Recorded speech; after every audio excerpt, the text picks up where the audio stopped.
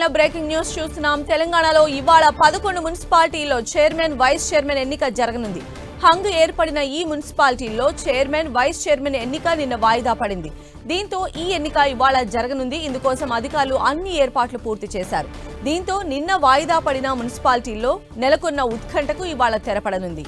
తొర్రూరు, డోర్నకల్, జనగామ, క్యాతనపల్లి, ఖానాపూర్, ఇంద్రేశం, కాగజ్నగర్, జహీరాబాద్, ఇబ్రహీంపట్నం, ఇల్లందు, సుల్తానాబాద్ మున్సిపాలిటీల్లో chairman vice chairman ఎన్నిక ఇవాళ జరగనుంది. ఈ మున్సిపాలిటీలను సైతం హస్తగతం చేసుకోవాలని కాంగ్రెస్ పార్టీ భావిస్తోంది. స్వతంత్ర అభ్యర్థులతో పొత్తు పెట్టుకుని కాంగ్రెస్ జెండా ఎగురవేయాలని ప్రయత్నిస్తోంది. మరోవైపు బీఆర్ఎస్ పార్టీ కూడా హంగు ఏర్పడిన ప్రాంతాలపై ఫోకస్ పెట్టింది. ఇప్పటికే ఆయా ప్రాంతాల నేతలతో చర్చించిన బీఆర్ఎస్ వర్కింగ్ ప్రెసిడెంట్ కేటీఆర్ అక్కడ ప్రత్యేక ఇన్ఛార్జీలను నియమించారు.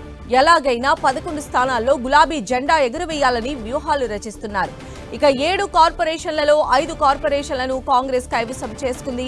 ఎన్నికల ఫలితాలతోనే రామగుండం, మంచిర్యాల, నల్గొండ కార్పొరేషన్లను గెలుచుకున్న కాంగ్రెస్ నిన్నటి పరిణామాలతో మరో 2 కార్పొరేషన్లను తన ఖాతాలో వేసుకుంది.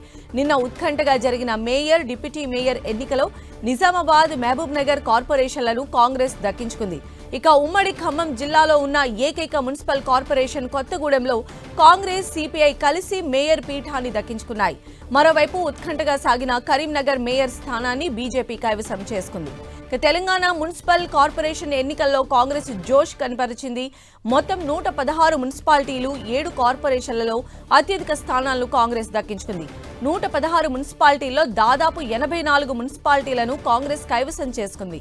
అటు 17 స్థానాల్లో బీఆర్ఎస్ విజయం సాధిస్తే బీజేపీ మాత్రం ఒక్క మున్సిపాలిటీ, ఒక కార్పొరేషన్తో సరిపెట్టుకుంది.